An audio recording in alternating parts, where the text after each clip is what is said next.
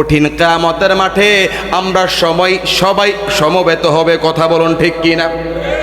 কঠিন কিয়ামতের মাঠে আমরা সবাই একত্রিত হব, আমরা সবাই সমবেত হব। ওই কঠিন কিয়ামতের মাঠে মা সন্তানকে পরিচয় দিবে না, বাবা সন্তানকে পরিচয় দিবে না, সন্তান মা বাবাকে পরিচয় দিবে না, আদরের সন্তান মাকে পরিচয় দিবে না, স্ত্রী তার স্বামীকে পরিচয় দিবে না, নেতা তার কর্মীকে পরিচয় দিবে না। ওই কঠিন কিয়ামতের মাঠে আমার নবী উম্মতের জন্য পাগল হয়ে থাকবে। শাস্তির ভাইরা, ওই কঠিন কিয়ামতের মাঠে আমরা সবাই কিয়ামতের মাঠে সমবেত হব। আমাদের বিচার হবে আমরা কতটুকু নেক আমল করেছি, আমরা কতটুকু বদ আমল করেছি, সব বিচার কিয়ামতের মাঠে হবে। ওই কঠিন কিয়ামতের মাঠে আমরা নফসি নফসি করব। আরে দুনিয়ার মধ্যে তো আজান শুনে নামাজটা পড়ি নাই, দুনিয়ার মধ্যে রোজা রাখি নাই, হজ করি নাই, যাকাত দেই না, ঠিক কি না? আমার মুসলমান ভাইয়েরা, এই বাংলাদেশের মধ্যে মাথায় টুপি দিয়ে মুখে দাড়ি রেখে আমার নবীকে সাংবাদিক বলে এমন বেয়াদব আছে না নাই? আরে টাকার জন্য, ক্ষমতার জন্য, আরে ক্ষমতা আসার জন্য আমার নবীর বিরুদ্ধে কত কথা বলে। বন্ধুরে, ওই কঠিন কিয়ামতের মাঠে আমরা সবাই নাফসি নাফসি করব। আরে দুনিয়ার মধ্যে কত অন্যায় করি না, কত অন্যায় করেছি। মাকে ভালোবাসি নাই, বাবাকে ভালোবাসি নাই, বড় ভাইকে ভালোবাসি নাই, কত অন্যায় অপরাধ করেছি দুনিয়ার মধ্যে। আমরা সবাই কঠিন কিয়ামতের মাঠে পেরেশান হয়ে যাব। আমার বিচারটা জানি কেমন হয়, কথা বলুন ঠিক কি না? ওই কঠিন কিয়ামতের মাঠে আমরা সবাই সুপারিশ পাওয়ার জন্য আদম আলাইহিস সালামের কাছে যাব, গিয়ে বলবো, আদম নবী, আপনি তো আমাদের আদি পিতা আদম, আমরা তো আদম সন্তান, আপনি আমাদের জন্য সুপারিশ করুন। আদম আলাইহিস সালাম ওই কঠিন কিয়ামতের মাঠে বলবে, বাবা বানোয়াট কথা বলছি না, সাহাবীর নাম বলে দিয়েছি। আনাস রাদিয়াল্লাহু আনহু থেকে বর্ণনা, মুত্তাফাকুন আলাইহি, বুখারী মুসলিমের হাদিস। ওই কঠিন কিয়ামতের মাঠে আমরা আদম আলাইহিস সালামের কাছে যাব। আদম আলাইহিস সালামের কাছে গিয়ে বলবো, ও আমাদের আদি পিতা, আমরা দুনিয়ার মধ্যে কত অন্যায় করেছি, আমার অন্যায়ের কথা আমার বাবা জানে না।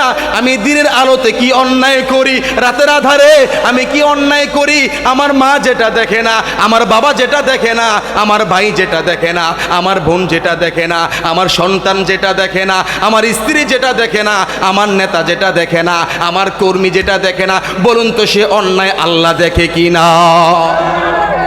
ওই কঠিন কিয়ামতের মাঠে আমরা সবাই আদম আলাইহিস সালামের কাছে যাব। আদম আলাইহিস সালামের কাছে গিয়ে বলবো, ওগো আদম নবী, আমাদের আদি পিতা, আমরা বিপদের মধ্যে পড়ে আছি, একটু আপনি আমাদের জন্য সুপারিশ করুন রে বাবা। আমরা আদম নবীর কাছে বলবো। আদম আলাইহিস সালাম বলবে, উম্মতরা রে, এই মুহূর্তে আমার এই সুযোগ নাই, আমি এটার জন্য উপযুক্ত নই, তোমরা ইব্রাহিম আলাইহিস সালামের কাছে যাও। আরে বিপদের মধ্যে যে পড়ে সে বুঝে কেমন লাগে, কথা বলুন ঠিক কি না?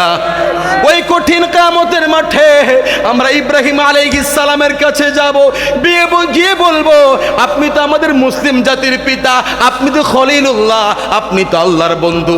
ইব্রাহিম নবী গো, আমরা বিপদের মধ্যে পড়ে আছি, একটু আপনি আমাদের জন্য সুপারিশ করুন, একটু আপনি আল্লাহর কাছে আমাদের জন্য একটু সুপারিশ করুন। ইব্রাহিম আলাইহিস সালাম বলবে, এর উম্মতের দল, আমি এই মুহূর্তে তোমাদের জন্য সুপারিশ করতে পারবো না, আমি এই কাজের জন্য উপযুক্ত নই, তোমরা মূসা আলাইহিস সালামের কাছে যাও।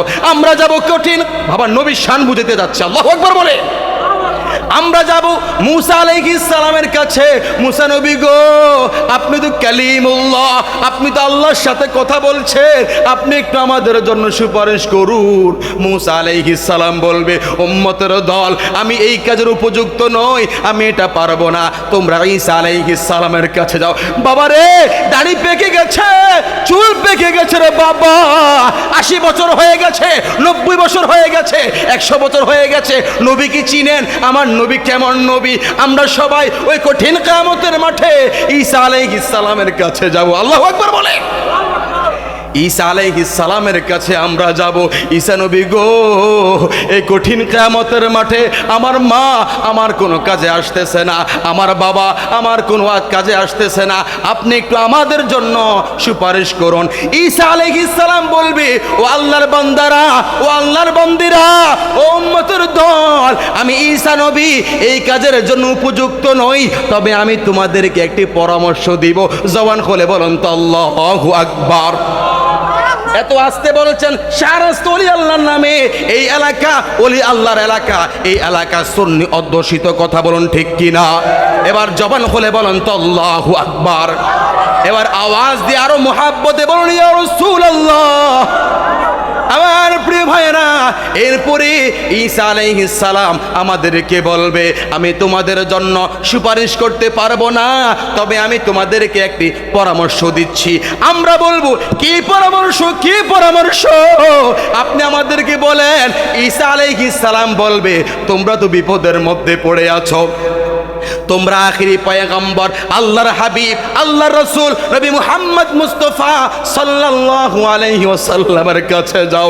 বাবারে, ওই কঠিন কিয়ামতের মাঠে আমরা উম্মতেরা যখন নবীর কাছে যাব, আমার নবী উম্মতদেরকে দেখে পাগল হয়ে যাবে। আল্লাহু আকবার বলবেন না? আমার ভাইরা, আমরা উম্মতেরা নবীর কাছে গিয়ে বলবো, ইয়া রাসূলুল্লাহি, ইয়া হাবিব আল্লাহ, মায়ার নবী গো, কত অন্যায় করেছি, কত অপরাধ করেছি, আমরা তো জাহেল, আমরা তো গুনাহগার, আমরা তো আপনার উম্মত, আপনি আমাদের জন্য সুপারিশ করুন। জোরে বলেন সুবহানাল্লাহ। বাবা, বুখারী শরীফের হাদিস। এরপর আমার নবী, উম্মতের দরদি নবী, আরে আমার নবী সারা জীবন দুনিয়ার মধ্যে উম্মতি উম্মতি করেছে, এখনো রওজা পাকে আমার নবী উম্মতি উম্মতি বলে কাঁদে। ওই কঠিন কিয়ামতের মাঠে আমার নবী যখন দেখবে, আরে আমার উম্মতরা বিপদের মধ্যে পড়ে আছে, আমার নবীজি ওই কঠিন কিয়ামতের মাঠে সেজদার মধ্যে পড়ে যাবে। বাবারে, বলেন না ইয়া রাসূলুল্লাহ? ওই কঠিন কিয়ামতের মাঠে আমার নবীজি সেজদার মধ্যে পড়ে যাবে। বুখারী শরীফের হাদিস, আমার নবী সেজদার মধ্যে পড়ে আল্লাহর প্রশংসা করবে, আল্লাহর প্রশংসা করবে। জবান খুলে বলেন তো, কার প্রশংসা করবে? আমার নবীজি আল্লাহর প্রশংসা করবে। এরপর আল্লাহ বলবে, হাবিব, আপনি সারা জীবন উম্মতের জন্য কেঁদেছেন, রওজা পাকেও উম্মতের জন্য কেঁদেছেন, এখন আপনি কঠিন কিয়ামতের মাঠে সেজদার মধ্যে পড়ে আপনি উম্মতের জন্য কাঁদেন। আপনি কি বলতে চান?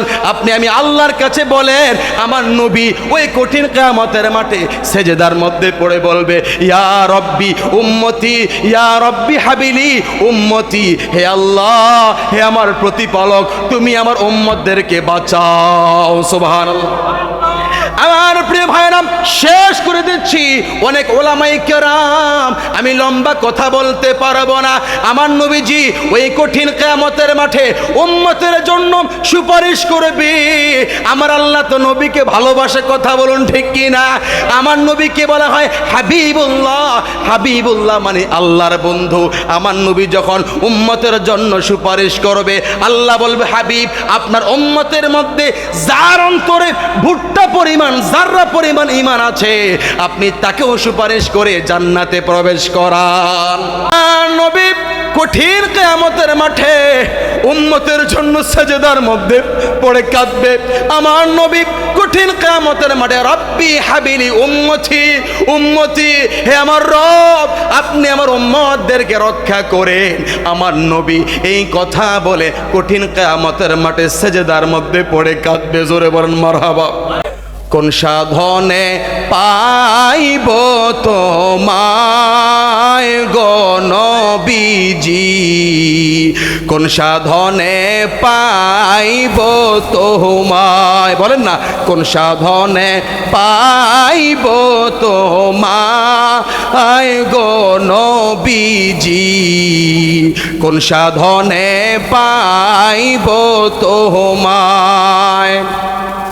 নবী মাতৃ গর্ভে আসিয়া পিতাহারা হইয়া এতিম রূপে আসিলেন ধরা আয় গো নবীজি কোন সাধনে পাইব তোমায় কোন সাধনে পাইব তোমায় গো নবীজি কোন সাধনে পাইব তোমায় নবী পবিত্র ওই মুখে দুধ খাইলেন যার বুকে ধন্য হল বিবি হালিমা আয় গো নবীজি কোন সাধনে পাইব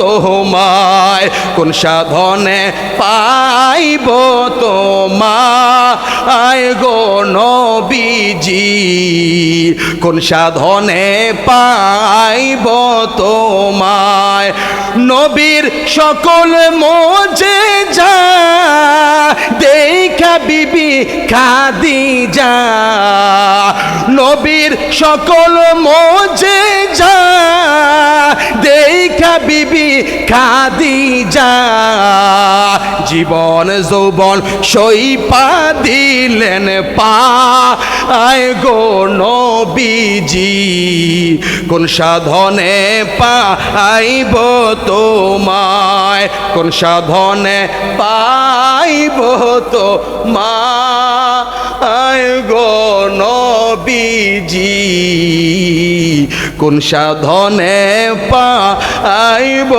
তোমায় এবার জবান খুলে বলুন তো ইয়া রাসূলুল্লাহ।